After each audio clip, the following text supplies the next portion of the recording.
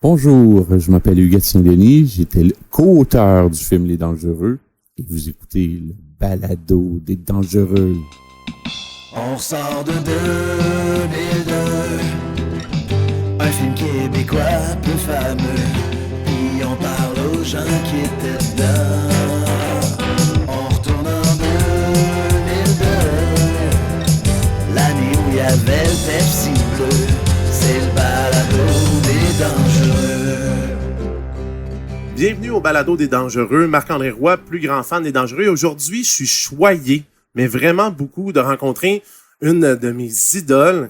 C'est celle qui est comme à la genèse de mon amour pour ce film-là. Huguette Saint-Denis, allô? Salut Marc-André. Huguette, on va commencer tout de suite, on va aller dans le vif du sujet. Avant Les Dangereux, Huguette Saint-Denis, elle faisait quoi? Ben, elle s'appelait Stéphane Saint-Denis avant le film. Et j'ai fait l'École nationale de l'humour en 2000. Et puis, j'ai enseigné pendant 15 ans auparavant. Puis, c'est François Havard, que je connaissais, qui m'a offert de changer ma vie, parce que je trouvais que je m'ennuyais en enseignement. Et puis, il m'a offert d'aller à l'École nationale de l'humour. Je suis allé le soir, ça a bien fonctionné. Ensuite, je suis allé à temps plein. Et j'ai eu assez de succès. J'étais pas sorti de l'École nationale encore, j'écrivais des gags pour Juste pour rire. Okay. J'ai écrit Histoire de filles, toutes les Maxine, Histoire de filles. Puis c'est beaucoup Louis Saya, je dois le dire. Là, c'est beaucoup grâce à Louis Saya qui m'a découvert. Il a appelé l'École nationale de l'humour, puis il a demandé c'était qui les deux meilleurs auteurs. Et puis, on lui a dit le nom de Sylvain Raté et de Maurice, un de mes amis, qui, lui, a décidé de pas être auteur. OK. Mais il était vraiment bon, Maurice. Et puis, j'étais le troisième sur la liste. Fait que ensuite, Louis Saya nous a proposé d'écrire de la sitcom. Il a vu comment on écrivait. Et ensuite, on nous a offert d'écrire Les Dangereux. OK. Donc là, on est à peu près en quelle année sort de l'École nationale de l'humour? Ça s'est passé tellement vite. Entre 2000 et 2002, la diffusion du film. Donc, j'ai eu le temps d'écrire plusieurs épisodes de Maxine, d'Histoire de filles. J'ai eu le temps je travaillais aussi sur Ouattatata. Je travaillais sur les gags. J'ai travaillé à C'est quoi aussi, comme scripteur, animateur, producteur. Sur 2 shows. Il est trop de bonne heure, puis il est pas trop tard. Fait que écoute, c'était du 80 heures par semaine dans ce moment-là. Là. OK, c'est une feuille de route assez remplie là, à cette époque-là. Ah, c'était épouvantable. Puis, tu sais, tu veux rien refuser. Tu commences, puis tu veux te faire un nom. Écoute, je peux même te dire que j'ai écrit des chansons à ce moment-là pour Alain Dumont pour son disque. Tu peux voir son disque, il m'a mis dans les remerciements. Même si c'est moi qui ai écrit les chansons. Mais, tu sais, bon, il doit en avoir vendu 6 à sa famille. Fait que je m'en fais pas trop avec ça, là. Puis, le projet Dangereux, là, tu viens de sortir de l'École nationale de l'humour, tu dis, en ce moment, tu fais Histoire de filles, Maxine, Les Dangereux embarquent comment dans ta vie? Bon, tu sais, les choses que je vais dire que c'est Louis qui me le disait. Puis Louis, je me suis rendu compte avec le temps que c'était un grand auteur, mais il écrivait jamais rien. OK. Mais il racontait souvent des histoires abracadabrantes. Fait que je veux pas qu'on me dise que je mens. Moi, c'est Louis Saya qui me racontait, ou c'est Richard Gaudreau qui me disait que c'est Louis. Louis Saya m'appelle, puis il me dit j'ai quelque chose pour toi. OK. Il dit t'en reviendras pas. Je dis c'est quoi? Il dit faut que tu viennes à Montréal. Ben là, je dis ça n'a pas d'allure, je peux pas aller à Montréal. Là, il neigeait. J'étais à Saint-Hyacinthe. Okay, c'est ça. J'étais à 50 km de Montréal. Puis là, il y avait une tempête épouvantable. Puis eux autres, ils tournaient Histoire de filles à... Comment ça s'appelle donc? Studio Mills? Non. Plutôt dans l'ouest de la ville, là, Pointe-Saint-Charles, où OK. il y avait des studios, là, en tout cas. Et puis, puis moi, j'avais pas une auto de l'année, là, tu sais, j'étais sorti de l'École nationale, j'avais pas beaucoup d'argent. Sylvie, ma conjointe, travaillait dans un Dunkin' Donuts. Okay. On n'était pas... Fait que... Là, il dit, si tu viens pas, je le donne à quelqu'un d'autre. OK. Fait que là, je disais à Sylvie, j'ai pas le choix, il paraît quelque chose d'important, il faut que j'y aille, là. Sylvie dit, tu vas pas là, puis écoute, juste pour te dire, j'étais sur la route 116, entre Saint-Hyacinthe et Belleuil, par exemple, là. Et il y avait des autos de police qui ouvraient la route. Il y avait personne sur la route, à part moi et les policiers, là. Ouais. Fait que ça a pris quasiment 2 heures, 2 heures et demie avant que je me rende. Il avait quasiment fini le tournage quand je suis arrivé. Puis là, il me dit, t'as un film. Tu peux écrire un film. Ben, je sais quoi le film? Il dit, ce que tu veux. Il dit, parlais dans ton chum, parce qu'il parlait jamais à Sylvain Raté. Il parlait toujours à moi. Parfait. Parce que Sylvain, c'est un gars qui est taciturne, c'est un gars qui parle pas beaucoup. Puis, j'aimais beaucoup travailler avec Sylvain. C'est le gars le plus drôle que j'ai connu au Québec, moi. C'est Sylvain Raté. Puis j'adorais travailler avec lui parce que moi je parle tout le temps, puis lui il parlait pas beaucoup. Puis on se complétait bien. Ce qui est bizarre de ce film-là, c'est que il y avait absolument rien. Le producteur, Richard Goudreau, avait reçu une enveloppe de 6 millions pour produire un film, et c'était une enveloppe qu'il avait reçue grâce à la performance des Boys. Ouais, c'est ça. Moi, j'avais écrit un petit peu sur les Boys, sur les films, OK.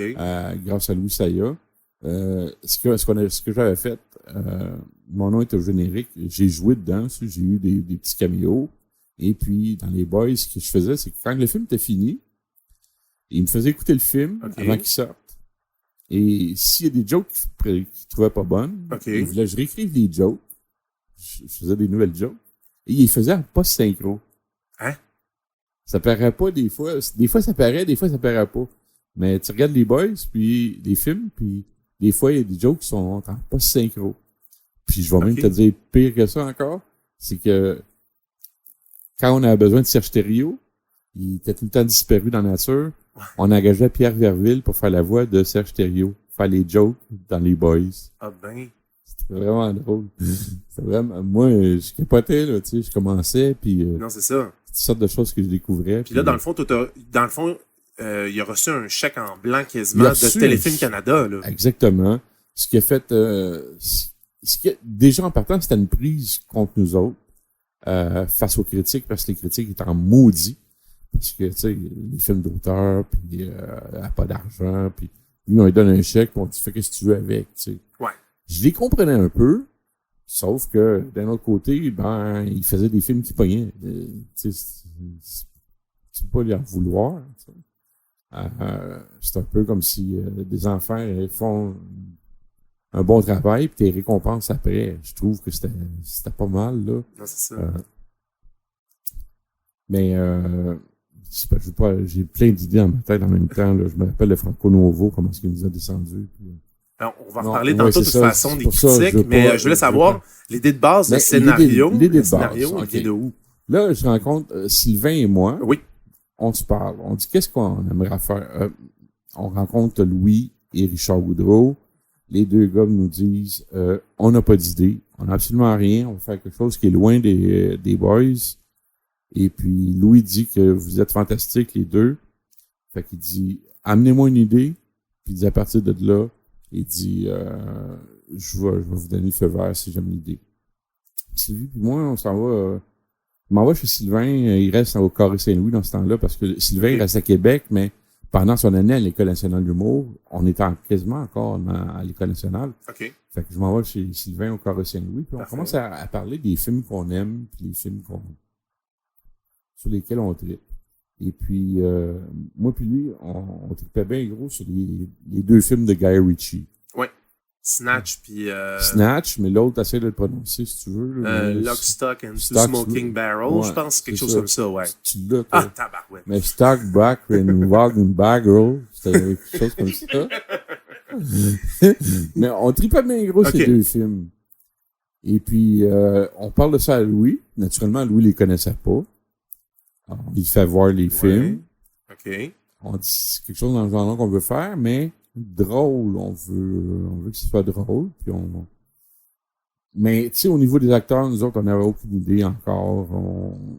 OK. De toute façon, on n'a pas eu grande incidence sur le choix des acteurs, là. OK, toi, à part les secondaires, à part les personnages secondaires. Mais quand vous écriviez, vous n'avez pas en tête telle personne, pas du tout. OK. Non. ce qu'on avait en tête, c'était de faire quelque chose qui était original. OK, oui. Puis des choses qui s'étaient jamais vues. Premièrement, nous autres, on voulait tourner, tu sais, on avait déjà à peu près l'idée d'une histoire. C'était ce loser qui veut s'en sortir. T'sais. Oui. C'est toujours populaire. Puis on cherchait des locations, on cherchait des places parce qu'on avait déjà des aventures. Tu sais, on prévoyait des aventures. Puis il y a des choses qui s'étaient jamais vues. Puis nous autres, on voulait voir ça, tu sais, comme tu sais, la cascade avec le bateau. Avec oui. Puis moi, c'est niaiseux, mais il y avait des aventures à un moment donné. Je dis, ils se sauvent. Comme on sait que s'en est dans le métro, on voit jamais le métro de Montréal. C'est vrai. Puis je trouve que c'est une belle place à filmer. On voulait tourner à la Ronde. La Ronde ont complètement refusé. OK, mais c'était dans les plans. Oui, la finale était supposée se passer à la Ronde. OK. Mais ils ont complètement refusé. Ça. OK. Puis je sais aussi que quand j'ai lu dans les articles au départ, c'était pas supposé être tourné au Centre Bell, puis finalement ça n'a pas fonctionné parce que dans tous les articles que j'ai lus, c'était supposé se faire au Centre Bell, finalement ça s'est fait au Sepsum si je me trompe pas. Oui, à l'Université de Montréal. Mais ça je peux pas te dire, j'en ai pas eu connaissance. C'était pour être au Centre Bell parce que de toute façon, on pouvait pas remplir le Centre Bell, on a eu de la misère à remplir le Sepsum, tu sais. Ouais, c'est ça. Je pense que c'est avec des concours, de ce que j'ai pu comprendre. J'ai parlé à d'autres personnes. Venez faire de la figuration. Ouais, okay. Puis aussi, il y avait des grosses têtes d'affiches qui étaient là aussi. Là. À l'époque, il y avait Véronique Cloutier, il y avait... à l'époque, il faut dire que c'était encore des têtes d'affiches. Oui, mais à l'époque, tu sais, ils se démarquaient. C'est encore des A, on peut dire, hein? Oui, mais à l'époque, ils étaient on the rise, ils montaient. Ça devait te mettre un peu de pression aussi, non? Ah non, au contraire, j'étais excité. J'étais complètement excité. À dire vrai, bon, on avait des doutes à propos de Véronique Cloutier, comme je l'ai dit. Au départ, on voulait une chanteuse internationale. Fait que naturellement, c'est pas la première qui vient à l'esprit. Je m'excuse, Véronique, là, mais c'est pas la première personne qui vient à l'esprit quand on parle de chanteuse internationale. Non, nous autres, on voulait engager Jennifer Lopez. Elle était pas disponible. Non, pour vrai, Louis Saya avait proposé Caroline Néron. OK. Et ensuite, quand Richard Goudreau, qui était ben chum avec le père de Véronique, il a dit, je vais avoir Véronique, ça va être un hit. Puis on n'était pas contre ça, on disait, oui, c'est vrai, elle est populaire, mais on peut pas en faire une chanteuse. Ouais. Fait que là, il y a quelqu'un qui a proposé qu'on chante par-dessus la voix de Véronique. Et là... dans le fond, qu'il y ait une chanteuse qui pas synchro. Oui, OK. À ce moment-là, on a pu prendre n'importe qui, tu sais. Véronique Cloutier avec la voix de Ginette Renault. Ouais, c'est ça. On visait gros, là. On pouvait viser gros. Ouais, c'est ça. Mais là, Guy Cloutier est arrivé, puis là, Richard Goudreau nous a dit, bon, Guy Cloutier veut nous poursuivre, on n'a pas le droit d'enlever sa voix. Véronique, elle va pleurer parce que c'est son rêve de chanter. Moi, c'est des oui-dire. OK, ça, c'est des oui-dire, là. C'est Richard Goudreau qui me dit ça. OK, parfait. Il dit, Véronique, elle va pleurer si elle chante pas. Fait qu'il dit, on n'a pas le choix, il faut qu'elle chante. Là, on était un petit peu fâchés. Oui. On était fâchés parce que déjà, nous autres, en partant, on disait le synopsis, c'était une chanteuse qui était internationale, un peu genre Céline Dion. Oui. Et puis, ben, là, c'était Véronique. Puis nous autres, on trouvait que déjà, en partant, ça faisait moins crédible. OK. Tu sais, que quelqu'un veuille l'enlever. Puis, tantôt, tu parlais que pour les acteurs secondaires, tu avais beaucoup plus de jeux. Donc, là-dedans, toi, t'es allé chercher Louis Saya, ce que tu peux dire de Louis Saya, c'est que c'est quelqu'un qui est loyal. C'est quelqu'un qui est paresseux. Fait qu'il engage toujours le même monde. OK. Moi, je travaillais avec Michel Charette sur Maxine. Je voulais absolument qu'il soit dans le film. OK. Puis je sais pas pourquoi, mais quand je l'écrivais, quand j'ai écrit le film, je pense que c'était à peu près le seul, je voyais dans le rôle du frère. Oui. Et à l'écran, je trouve que ça n'a pas donné un bon résultat. Parce que, pas de la faute de Michel, qui est un grand acteur, je pense, Michel, mais il n'y avait aucune direction artistique. OK, il n'y avait rien. Non, écoute, je vais te donner un exemple. OK, vas-y. La scène, une des pires scènes du film, d'après moi, c'est celle entre Marc Messier puis sa femme. Comment elle s'appelle, son ex-femme? Oui, Joanne. Joanne. Oui. Il n'y a absolument rien que j'ai écrit là-dedans. Là. OK. Tu sais pas quoi? Pourquoi? Il demandait aux acteurs d'improviser. Okay, parce que c'est des grands acteurs. Ouais. Puis il y avait aucune direction, là. Il disait, allez-y, je vous filme. OK. Fait que, tu sais, t'as pas accouché, toi, t'as pas fait ça, toi, t'as pas fait ça. C'était tellement... Ouais, ça faisait dramatique, parce que je l'ai réécouté. Ça faisait dramatique, mais ça faisait faux aussi. Oui. Ça faisait exagéré, ça OK. faisait caricatural. Puis, mais ça, moi, quand j'ai vu ça à l'écran, je me dis, qu'est-ce qui se passe, ça? Tu sais? Puis, je vais juste donner un exemple. Oui. La différence entre l'écriture, OK. quand tu écris quelque chose, puis ce que tu vois à l'écran. OK. Si tu te souviens du film, Oui. vers la fin, quand il y a le carton de Véronique, Oui. tu sais, le carton? Oui. Comment est-ce qu'on appelle ça, donc? Mon Dieu, hey, j'ai un blanc de mémoire. En tout cas, ce carton-là, Ouais. on va l'appeler carton. Là, les bandits disent, on l'a avec nous autres, puis elle va mourir, mais c'est le carton qu'ils Oui. ont. Bon. Alors, dans le script, Oui. ce que moi j'avais écrit, c'était que on fait un pan, parce que tous les détails sont écrits, surtout quand c'est des blagues, tu sais. OK. Tu fais un pan en partant de la fin du camion pour Oui. t'en aller vers le résultat, là où tu vois le carton. Oui. C'est ça la blague. tu sais. Oui, c'est ça. Puis pendant toute la panne sur le camion, ben là, t'entends les gars, on l'a trouvé, la fille, on va la tuer, Ouais. on peut pas rien faire. Fait que là, le spectateur se dit, ah, comment ça, ils l'ont retrouvé? Ils l'ont avec eux autres. Fait que là, tu fais un panne comme ça, puis t'arrives, tu dis, ah, c'est pas elle, c'est le carton qu'ils ont.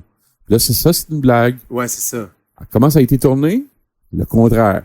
Louis Sayeh a fait à sa tête, il a commencé par le carton, puis il a fait un pan sur le camion. Fait que Ouais, c'est ça. C'est arrivé souvent dans le film comme ça, où il y a des blagues qui ont été manquées, on était bien déçus, Sylvain et moi. Est-ce qu'il y a eu beaucoup de changements entre la première version que vous avez faite et celle qui a été tournée ou ce qu'on a reçu, nous, le public? Il y a eu beaucoup de changements. Oui, il y a eu... Ben, ce que je te dirais, c'est que à l'origine, c'était quasiment un film 16 ans et plus. Ah oui. Ben, il y a une vibe de ça quand on l'écoute. Oui, parce que c'était un film...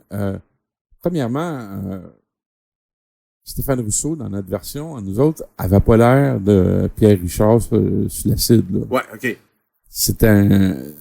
On voulait pas avoir de la caricature, même si certains dialogues laissaient entrevoir une certaine caricature. Mais, tu sais, comme Michel Charette, on voyait un gars taciturne, un gars qui... Oui. Mais là, ça devenait une blague complètement. Tu sais, les deux personnages ensemble, tu y croyais plus à la fin, là, tu sais. Puis ça, je pense, c'est pas encore la faute des gars, ça. Non, c'est ça. C'est la faute du metteur en scène. Il n'y a pas eu de mise en scène. J'ai aimé ça, moi, avoir mon mot à dire. Mais quand j'étais sur le plateau, puis je disais quelque chose, j'étais pas vraiment écouté, tu sais. Les auteurs, c'était pas vraiment important. C'est ça, toi, sur le plateau, t'as été là quand même assez souvent. C'est ça que tu Ouais, m'expliquais en j'étais pré-entrevue. Ben oui, j'aimais ça. Ouais, oui, Écoute, c'est c'était ça. un rêve. Tu sais, j'écrivais un film, puis je le voyais que les mots que j'avais écrits, je les voyais apparaître devant moi. Tu Non, sais. c'est C'était sûr. fantastique. J'étais vraiment fier. Tu sais. Fait que oui, il y a eu une grosse différence. Pour revenir à ta question, il y a eu une grosse différence entre la première version et la version qu'on a vue. Oui. Ça a été très, très, très édulcoré et ça a été très difficile aussi. Disons que nos discussions avec Richard Goudreau ont été très houleuses, excusez-moi. OK. Mais avec Richard, ça a tout le temps été très houleux. OK. Richard Goudreau, c'est quelqu'un qui est entier, c'est quelqu'un qui aime beaucoup ce métier-là, qui aime le cinéma comme un fou. Mais c'est un gars qui a énormément de défauts. Mais écoute, moi, il m'appelait à 4 heures du matin, des fois, là. Puis j'avais mon téléphone ce matin, puis Sylvie est là, puis il t'appelle à 4 heures du matin, on va tourner une scène, là, puis ça marche pas, c'est pas ça qu'on veut, puis j'aime pas ça, puis Toi, il fallait que tu sois là pour réécrire. moi, j'étais tout nu dans mon bureau, puis je sais que c'est pas une image que vous voulez voir, mais c'est quand même ça. J'étais tout nu dans mon bureau, Oui. puis j'écrivais à la scène, puis j'y renvoyais immédiatement par courriel, puis là, il m'appelait, puis il disait, OK, j'aime ça. OK. Puis là, je Fait pouvais aller me coucher. que c'était assez intense. Il C'était peut t'appeler à tout moment, là. ouais. Ça, personne ne faisait ça avec Sylvain, juste avec moi. OK. Tu sais, j'étais comme j'étais comme le lien de coordination entre Sylvain puis la direction. Sylvain, lui, il était à Québec, puis il s'en faisait plus avec ça, puis... Fait que je te dirais qu'au départ, c'est ça, c'est que c'était un film qu'on voulait, un film d'action. Écoute, tu sais, comme je te disais tantôt, il y a des locations qu'on trouve qu'à Montréal, on trouvait que c'était sous-utilisé. Comme la Ronde, je trouvais que ça... Tu sais, le fleuve en arrière, puis tout ça, je trouvais qu'il y avait des belles choses, tu sais. Voir des choses qu'on n'a jamais vues à l'écran. Puis c'est la raison pour laquelle on est arrivé qu'un lance-flamme à un moment donné. Ouais, c'est ça. Tu sais, Sylvain puis moi, on disait, tu sais, qu'est-ce qu'un bandit pourrait avoir, tu sais, qui pourrait être impressionnant. Puis là, on est arrivé, un lance-flamme. On pensait pas que ça qu'il le ferait, tu sais, mais il l'a fait. Ça, je trouvais ça cool, tu sais. Donc, ce qu'on a fait, Sylvain puis moi, on a écrit une aventure. On a pris un gars, puis là, un gars tout à fait normal, puis là, on le mettait dans des situations qui étaient complètement hors de son contrôle. Oui. Et puis, tu sais, moi, j'enseignais le français pendant 15 ans au secondaire. Fait que j'avais fait mon schéma narratif où le gars était loser au début, puis il se faisait piler ses pieds par tout le monde, puis il finissait à la fin, puis il avait pris confiance en lui, puis il se mariait avec l'héroïne, tu sais, puis... OK. Là, on parle de Stéphane Rousseau là-dedans. Du personnage, oui, de Francis Jobin. Francis Jobin. Ouais. Tu vois, même dans l'allitération du mot, l'assonance du mot je l'avais choisi douce, tu sais. Oui. Francis Jobin, c'est pas agressif. Carl. On salue les Carl en passant. Non, mais tu sais, j'enseignais la poésie, puis l'assonance des mots, tu sais. Il y a des consonnes, il y a des sons qui sont doux, des sons qui sont...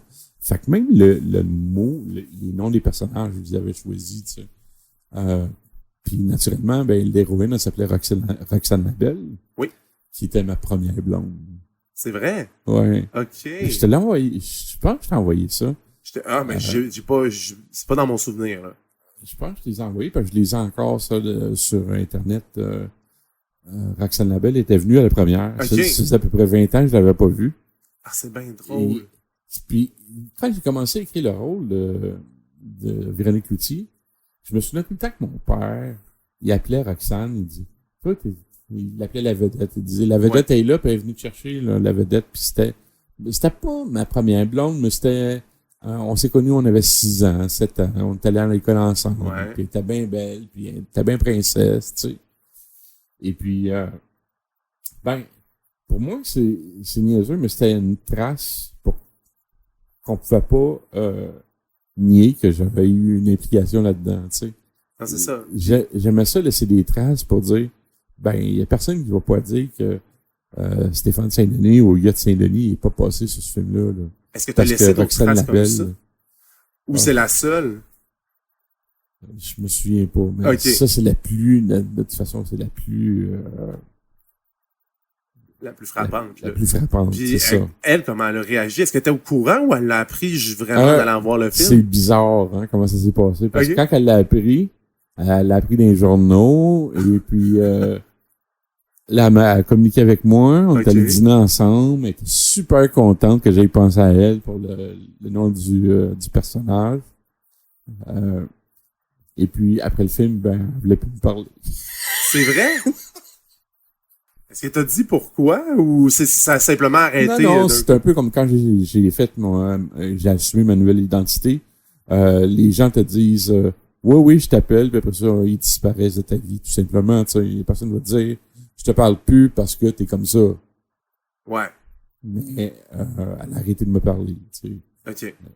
Puis, penses-tu que si tu n'avais pas eu le 6 millions de Téléfilm Canada, tu aurais pu aller plus loin dans ton... Parce que tu disais que tu visais un 16 ans et plus pour le film.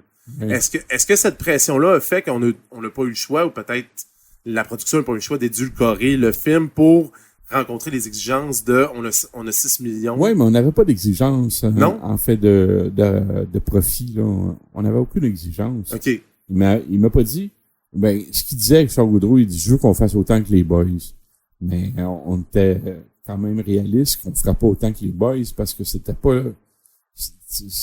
nouveau. Ouais. C'était pas une franchise déjà établie, tu sais. Fait qu'on s'entendait pas personne à faire comme les boys, là.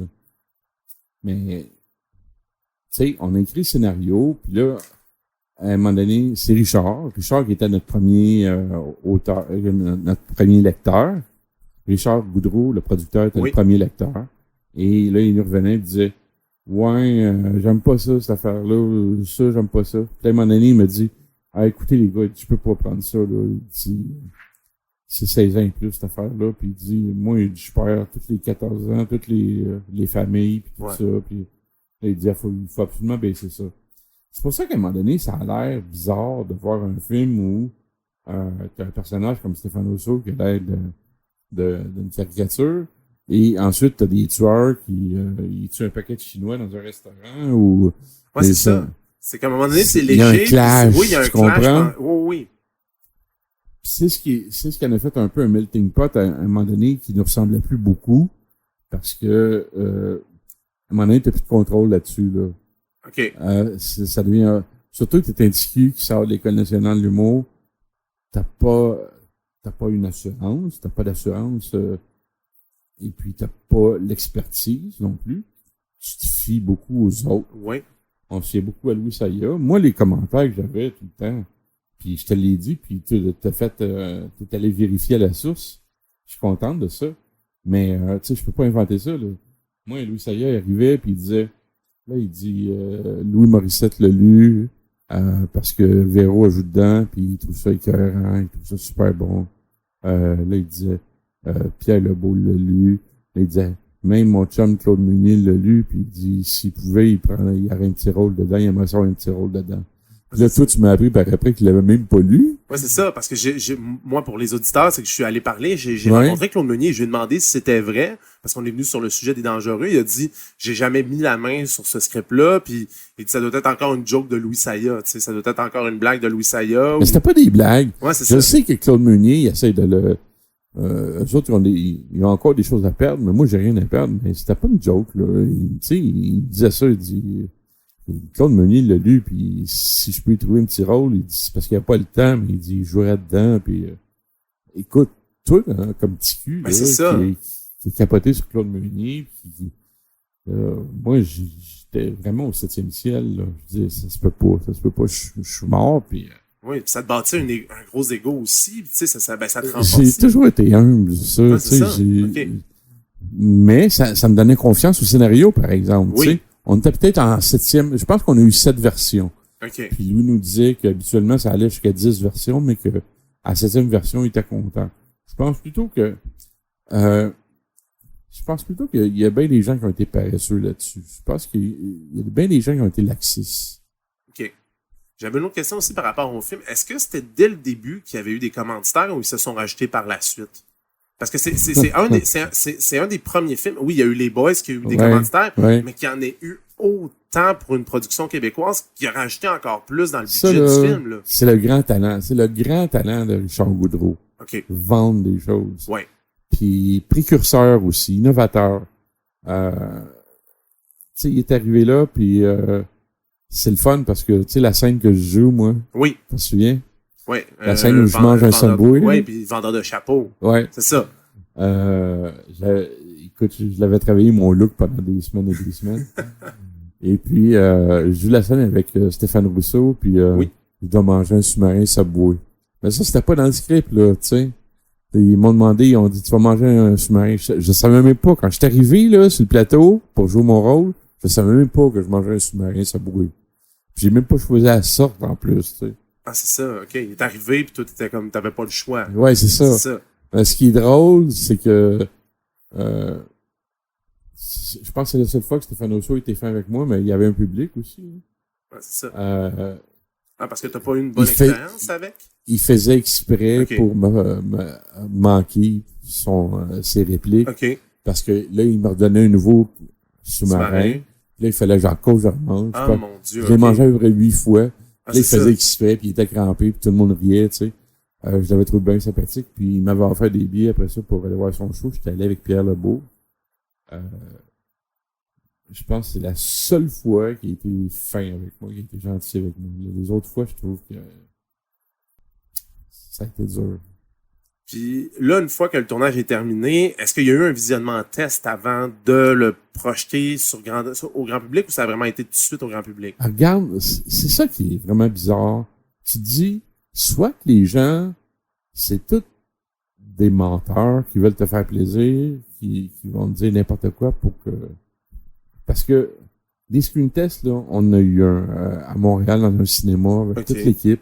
Oui. Tout le monde capotait quand on est sorti de là. OK, mais là, c'était juste l'équipe, ce screening-là. C'était juste l'équipe. OK. Mais moi, je vais te le dire. Oui. Moi, j'ai demandé à Richard Goudreau, j'ai dit, j'aimerais avoir une faveur. Oui. J'aimerais ça faire un visionnement juste avec des gens que je connais à Saint-Hyacinthe. OK.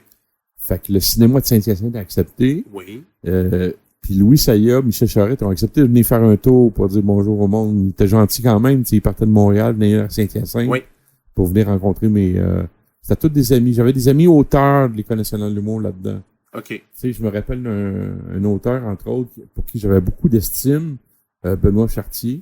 Puis c'était important qu'il soit là pour moi. Oui. La salle était pleine. OK. Il y avait des amis de mes enfants, des amis de Sylvie, des amis de mes amis à moi, des collègues de travail, et on projette le film. Oui. À la fin, tout le monde sort de là, puis c'était l'accolade par-dessus accolade, puis wow, comment vous avez fait ça, c'est tellement bon, c'est tellement drôle, puis la chute a été dramatique après, là. C'est ça. Parce que, tu sais, quand on dit le scénario, tout le monde l'a lu, c'est bon. Mais si tu me dis que c'est bon, qu'est-ce que je fais? Moi, je l'améliore pas. Je dis, je le laisse comme ça. Non, c'est ça. Puis après ça, si les gens le regardent au screen test, les gens, là, Richard m'appelle, il dit, comment est-ce qu'on met ça, le monde? Tout le monde capotait, tout le monde trouvait ça bon, ils sont venus pour applaudir. Ben, il dit, c'est le fun, ça. Ça va être de même à la Place des Arts aussi. Ouais, c'est Ben, ça. ça a été de même à la Place des Arts Donc, aussi. la première, ça s'est bien passé aussi. Écoute, c'est vraiment d'incompréhensible. C'est une chose d'incompréhensible. Regarde, je t'ai raconté l'anecdote, hein, quand je suis arrivé à la Place des Arts, mon nom était pas sur la liste. Ouais, c'est ça. Ben, est-ce que tu peux la raconter pour ceux qui peuvent... oui. OK, oui. C'était juste pour dire comment les auteurs sont traités. À un moment donné, Richard Goudreau, il arrive à son bureau. Puis là, lui, il avait son bureau sur la rue Laurier. Je pense qu'il doit être encore là aujourd'hui. Et puis, là, il nous montre ça, à Sylvain et à moi, puis il dit, bon, je suis en train de placer mes vedettes dans la salle, tu sais. Ouais. Fait que là, il y a telle personne, les acteurs au début, puis là, après ça, il y a telle personne. Ça, c'est des personnes connues. Julie Schneider, puis Pierre-Carl Bellado était là. Okay. Jean Tremblay, Okay. son 3e, 4e rangée. Puis là, il y a Roger Brulotte qui est dans 6e rangée. Puis là, ben, je dis, nous autres, on est où? Ben, il dit, vous êtes ici, là, avec les maquilleurs, puis les coiffeurs en arrière. On était dans le fond de la salle. Vous étiez dans le pit, là. Oui. Oui, j'ai dit, on n'est pas présenté rien. Ben, pourquoi qu'on te présenterait? Et puis ça, c'est les paroles de Louis Saya, hein. Il dit, pour qui tu te prends? Il dit, t'es pas plus important que le maquilleur, que le costumier, que le... Ah, ça m'a fait tellement mal. Ben, c'est sûr.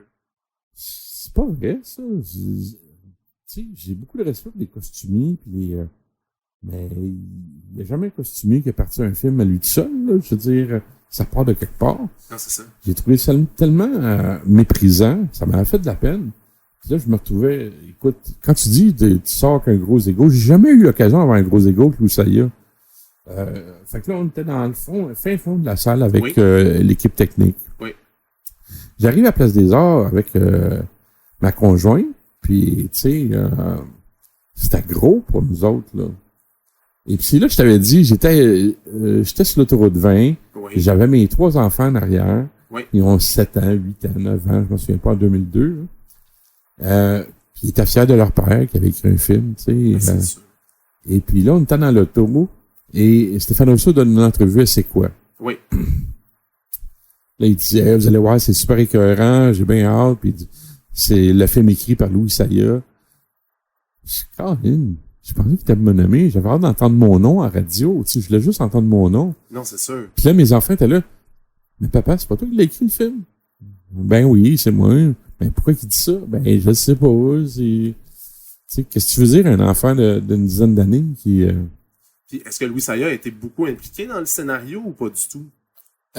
Honnêtement, là. Honnêtement, c'est drôle parce que à un moment donné, j'avais le même agent que Louis. OK. Madame Baldwin. Oui. C'est Baldwin, vraiment? Goodwin. Goodwin, ouais, c'est ça. Nathalie L'agence Goodwin. Goodwin, oui. Et puis, Nathalie m'appelle, puis ça, c'est vrai, tu sais. Elle dit, comme c'est lui qui vous a amené le film, Ouais. elle dit, Louis va avoir 51% des parts, et vous autres, alors, à vous deux, vous allez vous séparer 49. Mais là, je dis, Nathalie, il n'a pas écrit une ligne, Louis. Il n'a pas écrit une ligne. Dans le film, là, je pourrais dire que, à un moment donné, quand boiteuse, c'est un nom qui est trouvé par Louis. Oui. Puis fin de race, c'est une expression qui est trouvée par Louis. OK. Mais à part ça, rien d'autre. OK. Fait que quand on dit qu'il était auteur, là, moi je vous le dis aujourd'hui, c'était moi et Sylvain. Il était avec nous autres dans le bureau. Ouais. Il riait de nos jokes. Puis après ça, il s'en allait aux toilettes. Quand il sortait des toilettes, des fois, il nous trouvait une bonne idée. Mais il écrivait pas une ligne, là. Il a pas écrit une ligne. Hey, écoute, tu sais comment ça s'est écrit, ce film-là? Non. Il y en a qui vont dire, ouais, ben, je comprends pourquoi c'était pourri à cette heure-là. Je l'ai écrit en 2 semaines dans le temps des fêtes, entre Noël et le jour de l'an. OK. Ah, ben, pas entre Noël et le jour de l'an, c'est plus qu'une semaine. Ouais. En 2 semaines, dans le temps des fêtes, parce Ouais. que moi, j'enseignais encore dans ce temps-là. Ouais. J'étais encore prof. Et pendant mes vacances de Noël, j'ai écrit les dialogues. OK. J'ai écrit, la manière qu'on fonctionnait, c'est que moi, j'écrivais la première moitié du film, Oui. Sylvain écrivait la deuxième moitié. Et ensuite, ben, j'ai tout réuni ça ensemble, puis j'ai tout relu ça pour rendre ça cohérent, puis, tu sais, j'ai fait Ouais. la dernière touche pour le dialogue au complet. Mais c'est comme ça qu'on a fonctionné, on l'a écrit en 2 semaines à peu près, les dialogues. Il faut dire que c'était assez vite, parce qu'on avait une idée. Écoute, ça faisait à peu près 3 mois qu'on était dans un bureau, puis on en parlait, puis on savait où on s'en allait, puis... fait que, tu sais, quand t'as fait ton schéma narratif, quand Ouais. t'as bien préparé, t'as bien développé des personnages, parce que c'est niaiseux, mais on avait développé des personnages, tu sais. Oh oui. Les personnages étaient vraiment développés d'une façon exhaustive, là. Tu sais, Francis avait beaucoup de caractéristiques qu'on devait voir à l'écran, puis mais il y a bien des choses qu'on n'a pas vues à l'écran, puis c'est comme on disait tantôt, à la fin, c'était pas mal édulcoré, tu sais. Moi et Sylvain, quand on l'a vu à l'écran, tout le monde capotait, puis nous autres, on s'est dit, ouais, on n'était pas certain. Vous n'étiez pas satisfait du rendu. Non, t'es pas certain du tout de ce que Ok. ça donnerait. Mais là, on se dit, peut-être qu'on connaît pas ça, nous autres, tu sais, je veux dire, les autres connaissent ça plus que nous autres, là. Ouais. Mais nous autres, on s'attend pas. On s'attendait qu'il y ait du succès parce que Richard disait tout le temps que c'était pour être un gros hit. C'est ça. Puis dans Mais- les screenings que vous aviez fait aussi, Ouais, c'est ça. avec votre famille, ça s'était Mais, dépassé, les je veux dire, techniques. Nous autres, comparativement à ce qu'on avait écrit, puis ce qu'on voyait à l'écran, ben, on n'était pas vraiment contents, tu sais. Le jeu des acteurs, certaines scènes improvisées, la caricature qu'on faisait avec certains personnages, on était mal à l'aise avec ça, tu sais. Il y en a qui ont été plus caricaturés que d'autres, c'est ça, je comprends? Ou ils ont Ouais, tous été mais, caricaturés tu sais, égales? Je veux dire, Stéphane Rousseau, c'est sûr que je joue pour Denis Arcand, mais il a dû être dirigé par Denis Arcand. Ouais, c'est ça. Parce qu'il était très bon dans le film, tu sais. Mais les dangereux, c'est pas le personnage qu'on voyait du tout. Il était très loin du personnage qu'on voyait. Puis, moi, je pense que c'était pas une question de talent, c'est une question qu'on lui a dit, fais du Stéphane Rousseau, puis laisse-toi aller, puis, tu sais, on l'a pas dirigé du tout. D'après moi, là. OK. J'étais pas toujours là. Mais, je pense que c'est ça qui s'est passé. C'est ça. Puis si on revient à la première, tu disais que tu étais dans le fond. Après ça, quand le visionnement était terminé, là, c'est avec tout le gratin, tout le showbiz québécois. Écoute, C'était comment, ça? J'aime ça. Je suis content que tu me rappelles ça parce que Sylvie, Oui. ma conjointe, qui est juste au bout de la table, était avec moi, puis elle peut te corroborer en opinant. Tu peux dire oui ou non, c'est vrai. T'en souviens-tu qu'on a rencontré Julie Schneider puis son Pierre-Carl Pelado? OK. Comment est-ce qu'elle a amené les pieds? Comment est-ce qu'elle capotait sur moi, puis il faut absolument qu'on travaille ensemble. C'était fantastique, c'était incroyable. OK. Donc, Julie est en pamoison. Là. Oui, puis Ok. Régent Tremblay, t'en souviens, le gros barbu Régent Tremblay, puis c'était écœurant, puis fantastique, incroyable, puis tout le monde est sorti de là, il était extatique, là. Fait que, ben, on reste toujours dans les mêmes traditions avec Richard Goudreau. Oui. On a un party après. OK. Et à la table d'honneur, ben, t'as pas les auteurs, mais t'as Enrico Ciccone. OK. Une table d'honneur. Il se fait aussi à la Place des Arts. C'est à la Place des Arts, ça aussi? Non, c'était un restaurant dans l'ouest de la ville, OK. très huppé. OK. Et Sylvie, on était assis dans le fin fond de la salle, puis à un moment donné, on a décidé de colisser notre camp, parce que là, on était tannés. On n'en pouvait plus d'être traités comme de la merde. Mais à quel point vous étiez traité comme la merde à ce souper-là qui était supposé justement célébrer ce film-là? Ben, écoute, moi, là, quand Julie Snyder, elle sort, là, puis à Flux, je le dis, c'est moi qui ai écrit le film, c'est moi. Je le disais à tout le monde, j'avais l'air d'une grosse pute, là, mais tu sais, je le disais à tout le monde, c'est moi qui ai écrit le film. À Flux, je montre l'affiche. Ben oui, à l'entrée, il voulait pas me laisser rentrer. Il voulait là. pas te laisser rentrer. Mon nom était même pas là. Il avait oublié de mettre mon nom sur la liste. Ben voyons donc. Ben oui. Ça démontre le grand respect que Louis et Richard avaient pour les auteurs. C'est ça. Là, tu me dis, il y a une grosse table d'honneur, mais... Il y avait les acteurs, il y avait Véronique Ouais. Cloutier. Puis là, je disais, qu'est-ce qu'il fait là, l'ancien joueur de hockey? C'était ça, c'était-tu Enrico Ciccone, son nom?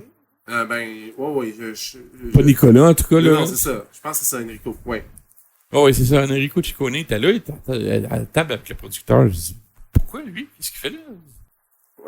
Finalement, vous avez dit, on part, on n'a pas d'affaires là. C'est parce qu'à la fin, là, tu sais, après avoir été assis dans le fond de la salle, Non, il c'est présente tout le monde, présente Louis Sayeur, réalisateur, les acteurs, il présente ses amis, il présente, écoute, puis là, nous autres, on est là dans le fin fond de la salle, j'ai jamais dit un esti de mot, jamais personne qui a parlé d'un...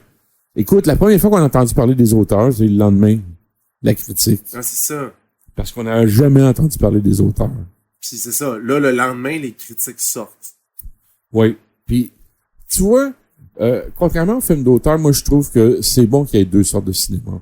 Je veux dire, pour moi, Les Dangereux, ce que j'avais décrit dans le Journal de Montréal, en entrevue, j'avais dit, c'est un tour de montagne russe.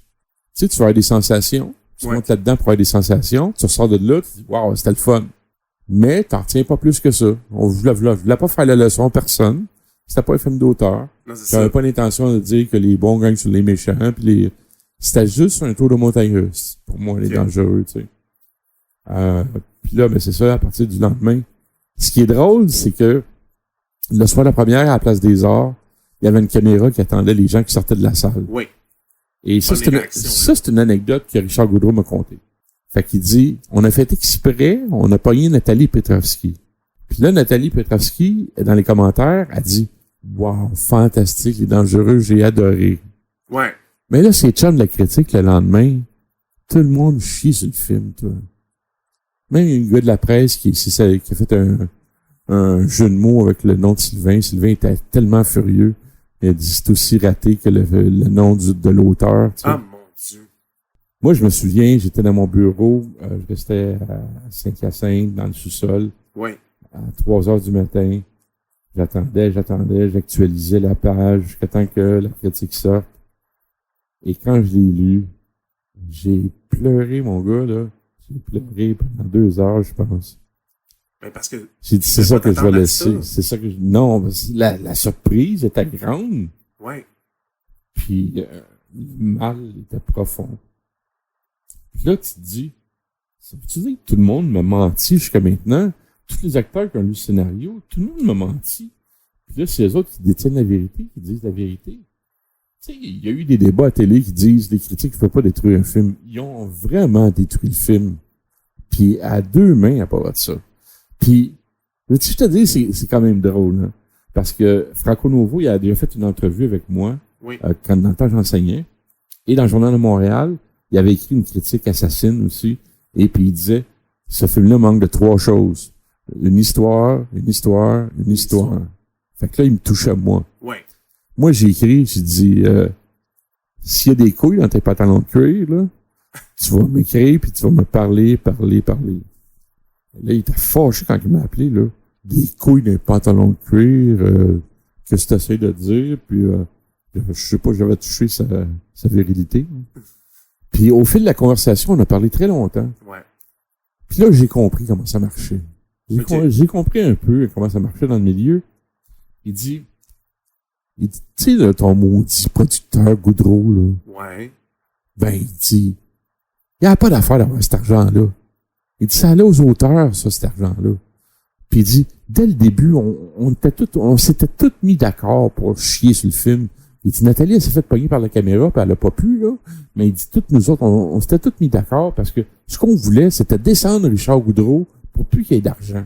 Ah, c'est ça, mais c'est vous autres qui avez copié au final, là. Ben, c'est nous autres, c'est le département de coiffeur, le département des costumes, les maquillages, les cascades. Les effets spéciaux qu'il y en avait quand même, là. Puis les cascades, t'as Ouais, bonne, tu sais. Tous ces gens-là, il y a une centaine de personnes qui travaillent là-dessus. J'ai dit, c'est pas fin ce que tu fais. Ben, il dit, réveille-toi, c'est pas le même, ça marche dans le milieu, là, c'est pas fin, on n'est pas à Walt Disney, tu sais. Non, c'est ça. Fait que là, je viens de comprendre que, puis ça, je te le dis, c'est Franco Novo, j'aimerais ça que tu lui demandes, mais moi, il me l'a dit. Il m'a dit que les critiques s'étaient ligués contre Richard Goudreau, contre le fait qu'il y a eu 6 millions pour écrire le film, que d'avoir eu un chèque en blanc, là. Eux autres, ils étaient en maudit, ils ont décidé de se liguer contre lui. Peu importe s'il avait sorti Roméo et Juliette, il serait tombé dessus. Fait que c'était genre une genre de vendetta des critiques qui étaient comme Oui. qui comprenaient pas pourquoi genre il y avait autant d'argent pour ce film-là. C'est ça. Non, il en voulait au producteur d'avoir eu un chèque en blanc. C'est ça. Puis, tu sais, Richard, c'est pas le gars qui est humble, qui cache dans son bureau. C'est un coq qui aime pavoiser et montrer, regardez, moi j'en ai eu un chèque. Tu sais. Ouais, c'est ça. Fait qu'il était pas aimé des critiques déjà en partant. Fait que là, il faisait pas les Boys. Les Boys qui étaient un succès populaire, c'était dur de chier là-dessus. Ouais. Mais là, il avait trouvé la chose idéale sur laquelle il pouvait chier. Ils ont chié, c'est dangereux. Non, c'est ça. Puis tu sais, ceci dit, ouais. il y avait... Moi, je pense qu'il y avait beaucoup de défauts dans le film. Ouais. Mais dans toutes les critiques que j'ai lues, j'ai rien lu de constructif. J'ai rien lu comme Franco Novo qui dit, il manque une histoire. Ben, sacrément, j'en avais écrit une histoire. Moi et Sylvain, on en a écrit une histoire. Puis elle était bonne l'histoire, la manière que ça... C'est ça. Tu sais, bon... Ben, puis est-ce que les acteurs ont tenté de comme sauver l'honneur du film ou ils sont comme débarqués non. comme si c'était un naufrage puis ils sont comme des rats. Comme des rats, ils ont tous sauté en bas du bateau, à part Pierre Lebeau qui a essayé de défendre le film. Je me souviens, tout le monde en parle. Mais à part ça, là, il y en a pas un qui s'est levé pour défendre le film. J'ai trouvé ça plate pour Véronique, parce que Véronique avait beaucoup d'envergure, avait beaucoup de... puis elle aurait pu dire, là, tu sais, c'est pas aussi pire qu'on veut le laisser croire, là. On va respirer par le nez. Elle avait la prestance pour le faire, tu sais. Puis, à moins qu'elle l'ait fait, je l'ai pas entendu, là, mais moi, j'ai entendu Pierre Lebeau, ça. Mais j'ai été... Écoute, ça m'a fait mal, puis ça me fait mal encore aujourd'hui, parce que bon, c'est sûr, je suis plus auteur aujourd'hui. On peut dire, ben, on avait raison. Hein. T'es plus auteur aujourd'hui, mais j'ai arrêté d'être auteur quand j'ai décidé d'assumer ma féminité. C'est ça qui est arrivé, parce que après Les Dangereux, qu'est-ce qui s'est passé pour toi une fois que ça s'est comme écoulé? Est-ce que tu as réussi à avoir des contrats pareils? Oui. J'ai travaillé beaucoup après ça, là. Même que j'ai écrit pratiquement toute la série Les Boys à télé. Moi, je me souviens, quand Richard Goudreau m'a appelé, il m'a dit, là, il dit, c'est François Havard qui est sur les Boys, puis il dit, là, ça n'a pas d'allure, là, il dit, des cadavres dans des sacs de hockey, il dit, je suis pas capable d'avoir ça, moi, dans les Boys. OK, il voulait quelque chose de besoin, ouais. Puis là, il dit, il vient de partir, fait que j'ai besoin de quelqu'un tout de suite. Puis, à bout de bras, j'ai la première saison des Boys, là, je l'ai faite au complet, j'ai engagé les auteurs, puis j'ai été script éditeur, puis j'ai tout fait là-dessus, moi. OK. Puis je travaillais sur plusieurs séries en même temps. Écoute, j'ai fait La Petite Séduction. J'ai travaillé tout ce que faisait Normand Brathwaite sur scène, j'étais avec lui. Toute sa période là où il était dépressif, là, j'étais avec lui. Sa période pas drôle. Puis, fait que Les Dangereux t'as pas nuit après, malgré les mauvaises critiques. Puis c'est moi qui ai mis en branle aussi Revu et corrigé. OK. Au rideau vert. Oui. Qui est gros maintenant. Là. Qui est gros maintenant, mais qui a failli tomber à l'eau parce que tout le monde l'a débarqué du bateau la première année. Parce que c'était les acteurs qui écrivaient leurs textes, puis c'était pas fort. Je vois l'agent m'a appelé, là, puis j'ai réécrit tout le show en 2-3 semaines, puis ça a été un succès. Puis là non plus, on n'a pas entendu parler de moi, là. On entend parler de moi quand c'est pourri. Non, c'est ça. Puis, je voulais savoir aussi, tantôt... Mais ce que je veux dire, c'est que... Excuse. Ouais, excuse-moi. Il y a pas de problème. Excuse de te couper, c'est que je m'en souviens. C'est que... Mais à chaque fois que je me retrouvais, par exemple, dans une boîte de production, où j'allais à Zone 3, où j'allais très...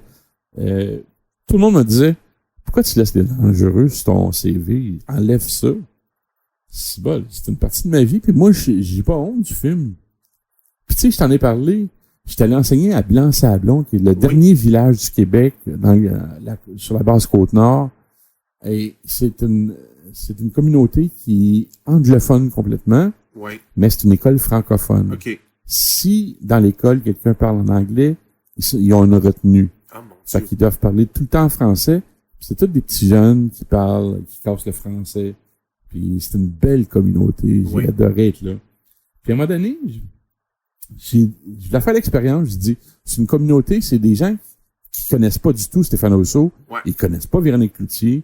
Et eux autres connaissent les chanteurs western du Canada anglais ou des États-Unis, mais ils connaissent rien de la culture québécoise. Ouais. Je leur fais écouter Les Dangereux. Puis là, on peut pas dire c'est juste des petits jeunes. Tu sais, il y avait des ados, 15 ans, 16 ans, mais il y avait les profs qui étaient là. Puis il y avait les parents aussi. Oui. J'avais une copie. Si tu savais comment que la copie s'est promenée dans le village, toi, mon ami, tous les parents la voulaient, elles voulaient la revoir. Puis moi, j'étais assis dans le fond, puis j'écoutais les gens, puis ils riaient aux bonnes places. Puis ils riaient puis quand ils sont sortis de là, ils ont dit « Wow! T'es comme notre héros, là, t'as écrit un film, c'était super drôle, c'était super bon. » Puis là, je dis, tu sais, tu peux Ça pas... t'en revient, c'est sûr que ça doit te revenir de dire Ben là, les tu sais, critiques. puis tout ça. ben oui, c'est ça.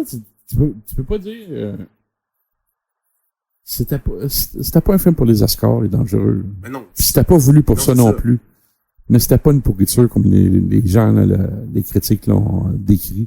Écoute, s'il y a une chose, Stéphane Rousseau avait raison, c'est que à un moment donné, il disait dans une entrevue à la presse, dans le Journal de Montréal, je m'en souviens parce que ça m'avait tellement fait mal. Dans le Journal de Montréal, il disait que il était allé incognito, c'était déguisé pour aller voir le film, tu sais. Puis il disait que il avait parlé, puis les gens étaient gênés d'aller voir le film, tu sais. C'était rendu comme une honte d'aller voir ça, tu sais. Fait que mais lui, il dit, dans ce même article-là, il a dit que c'était à cause des auteurs, puis ça, j'avais trouvé ça dur en crime.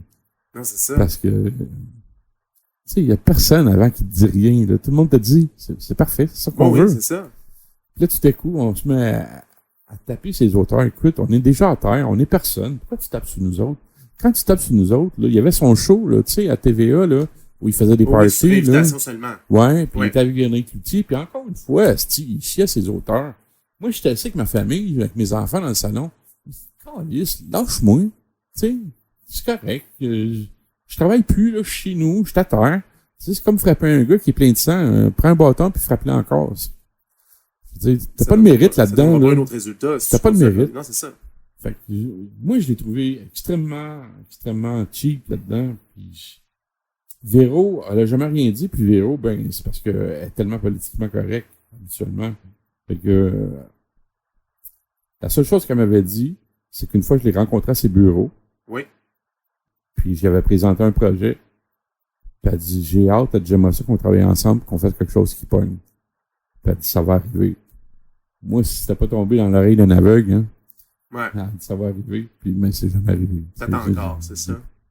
Je sais pas, ouais, j'attends encore, mais non, j'attends plus Non, rien c'est de ça. toute façon. Puis aujourd'hui, mettons, là, on est en 2019. Ouais. Les dangereux pour toi, c'est quoi? Qu'est-ce qui en reste aujourd'hui? C'est un souvenir que c'est comme si j'étais sorti avec une fille. C'était une super belle fille. C'était la fille de mes rêves. Elle m'a fait prendre toute une ride. Mais ça a fini mal, elle est partie avec tout ce que j'avais elle est partie avec tout ce que j'avais. Puis Dangereux, ils sont partis avec tout ce que j'avais d'innocence, si tu veux, sur le plan du métier d'auteur. Puis moi, j'ai tout le temps été quelqu'un de naïf. J'ai une personne naïve. On dit tout le temps que je suis plein de candeur parce que je dis tout le temps ce que je pense. Puis écoute, s'il y a quelqu'un qui veut me poursuivre parmi les personnes que je mentionne, peut me poursuivre, mais je suis sur l'aide sociale maintenant, j'ai pas une scène, j'ai rien. Je m'en fous. Ils peuvent faire ce qu'ils veulent, tout le monde peut faire ce qu'ils veulent. Je pense qu'ils ont réussi. Ils ont réussi leur job. Je suis détruite. Je travaille plus, rien. Puis, fait que c'était comme un rêve. Aujourd'hui, quand je pense, je me demande si ça s'est vraiment passé, tu sais. Mais, je vais te dire une chose, par exemple. Oui. Il n'y a rien qui va m'empêcher de croire, jamais, que je suis une mauvaise auteure. Tu sais, en 2019, je suis même plus capable d'écouter la télévision en français maintenant. J'écoute rien en français. Je connais même pas un nouveau comédien. Ça doit faire 10 ans que j'écoute plus la télé. J'écoute la télé en anglais seulement. Puis, tu sais, c'est rendu que même mes enfants, quand ils mettent la télé, ils savent que quand je suis dans le salon, ils peuvent pas mettre la télévision en français. J'ai comme un, je sais pas si tu peux appeler ça un choc post-traumatique, mais j'ai trouvé que les gens étaient tellement méchants dans ce milieu-là, tellement que même si on m'en a demandé, je ça m'intéresse plus de travailler là-dedans, là. Ça m'intéressera plus. Parce que les auteurs, peu importe l'auteur, les auteurs comiques, je te dirais. Ouais. Tu trouves-tu ça drôle, toi? Tu te souviens-tu d'un auteur de l'émission Histoire de filles? Tu te souviens-tu d'un auteur? Non. Je me souviens juste du gros nom Louis Saya. Ouais, c'est ça. Les auteurs comiques, là, au Québec, là, on les connaît pas. Non. Mais tu peux nommer tous les auteurs qui font des émissions dramatiques, par exemple, à Radio-Canada, ou tu sais, les drames, ou Fabienne Larouche, ou District 31. On les connaît, hein, les auteurs. Luc Diane. Luc Diane. Ouais. Puis je dis pas que c'est des mauvais auteurs, mais personne va me faire croire que c'est plus dur d'écrire du dramatique que du comique. Écrire quelque chose de drôle, là, c'est de la job en esti. Puis moi, là, écrire un épisode de Watatata, là, ça me prenait une journée. Sylvie est témoin, là, ça me prenait 6 heures à écrire un épisode. Puis la script éditrice en revenait pas, là. Ben, s'il n'y a pas de joke à écrire, c'est facile. Mais quand j'écrivais un épisode de Maxime, c'était une semaine. Parce que c'était une joke aux 2 lignes. Ouais, c'est ça. Il n'y a aucune reconnaissance pour les auteurs humoristiques. Même encore aujourd'hui. Et les auteurs dramatiques, pourtant, on les porte au nu, puis on les trouve fantastiques. Moi, encore une fois, je vais me mettre les pieds dans les plats, mais je vais dire, demande-moi d'écrire n'importe quelle série dramatique, District 31, c'est sûr, mais t'en sortir 5 par semaine, facilement. Moi, je te le dis, là, facilement. Moi, j'ai écrit une biographie de 429 pages, qui raconte un peu mon histoire sur les dangereux. Et 429 pages, je l'ai écrit en une semaine.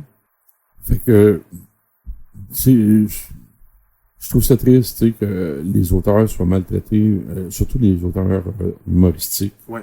Mais bon, moi aujourd'hui, je voudrais même plus travailler là-dedans.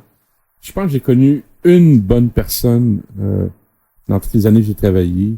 Écoute, Brathwaite me chie dessus comme c'est pas possible. André Dubois, je sais pas si tu connais, c'est un ancien cynique. Tu connais les cyniques? Oui. Bon, ben André Dubois, j'ai travaillé avec lui sur Bienvenue aux Dames. Oui. Je pense que c'est la dernière dramatique, c'est la dernière émission pour la télé que j'ai écrite. Ça, c'est Bienvenue aux Dames. Ouais. Ça? Oui, c'est ça. OK. Lui, ça a été un roi. Puis si jamais il écoute ça, il sait que je dois encore 1000 piastres. Je l'ai jamais mis dans mes faillites parce que je me disais tout le temps qu'un jour je fais de l'argent puis j'y paierais. Ouais. Mais ça a été vraiment quelqu'un qui s'occupait des auteurs. Et il nous choyait, il nous dorlotait, il nous appelait voir si on était correct, si on avait besoin de quelque chose. Je pense que c'est la seule personne dans le milieu qui traitait ses auteurs comme du monde. Puis lui, il disait, mais c'est normal, j'ai été auteur, moi aussi, tu sais. Fait qu'il comprenait. Il comprenait. Mais le reste, là, c'est des anecdotes que j'aurais de marde, là. Tu sais, moi, c'est vrai, la dernière émission sur laquelle j'ai travaillé, c'est les parents. Parlant de marde, c'est vrai. J'ai écrit les parents. De marde. Ah, ouais. Ah, ben, ça, c'est une autre histoire. C'est une autre histoire. Ouais, c'est une autre histoire. Puis, comme j'ai signé une entente de confidentialité, je suis obligé de fermer ma gueule, mais ça veut tout dire, hein. Quand ils te font signer des ententes de confidentialité, Moi, j'ai jamais fait signer une entente de confidentialité à personne. Non, c'est ça. Pourquoi? Parce que j'ai rien à me reprocher. Quand tu fais signer une entente de confidentialité à quelqu'un, là, c'est parce que t'as quelque chose à cacher. C'est parce que t'as quelque chose à te reprocher. Puis les parents m'ont fait signer une entente de confidentialité. En terminant, est-ce qu'il y a quelque chose que t'as pas dit du podcast que t'aimerais genre dire au final? Là? J'ai l'air très amer, là, mais je le suis. Je suis frustré. Je dirais pas le contraire. Puis comme dans les entrevues, souvent, tu sais, t'entends quelqu'un dire « Est-ce que vous avez des regrets? » Puis la personne dit « J'ai aucun regret. » J'en ai 100 000 regrets, moi. J'en ai des regrets. J'ai un sac de regrets au complet. Mais j'ai beaucoup... Aujourd'hui, je suis encore blessé, je suis encore frustré du traitement qu'on a eu, les auteurs, du traitement que Stéphane Rousseau et Véronique Cloutier, qui avaient des tribunes, nous ont réservé. Je suis encore blessé par ça. Je peux pas dire que je leur en veux encore parce que pourquoi j'en voudrais à quelqu'un qui sait même pas mon nom, tu sais. Je suis sûr qu'il se souvient même pas de mon nom. Fait que mais ça a été le fun, ça a été beau, tu sais. Moi, le souvenir que j'ai, c'est que c'était le fun parce que j'amenais ma famille, puis ils rencontraient des vedettes, puis ils voyaient des choses, puis dans leurs yeux, j'étais grand. C'était à peu près la seule place où j'étais grand. Parce que dans le milieu, j'étais tout petit, j'étais une crotte de nez. Huguette Saint-Denis, merci beaucoup. Je te remercie beaucoup, Marc-André, ça m'a fait du bien. C'est comme une thérapie. Ah, c'est gentil d'entendre ça. Merci beaucoup, Marc-André. Vous avez écouté le Balado des Dangereux, un concept pensé, animé et produit par Marc-André Roy. L'habillage sonore a été réalisé par Dominique Hamel. Pour ne rien manquer des tout derniers développements du Balado des Dangereux, rendez-vous sur la page Facebook officielle de l'émission. C'est le balado des dangereux.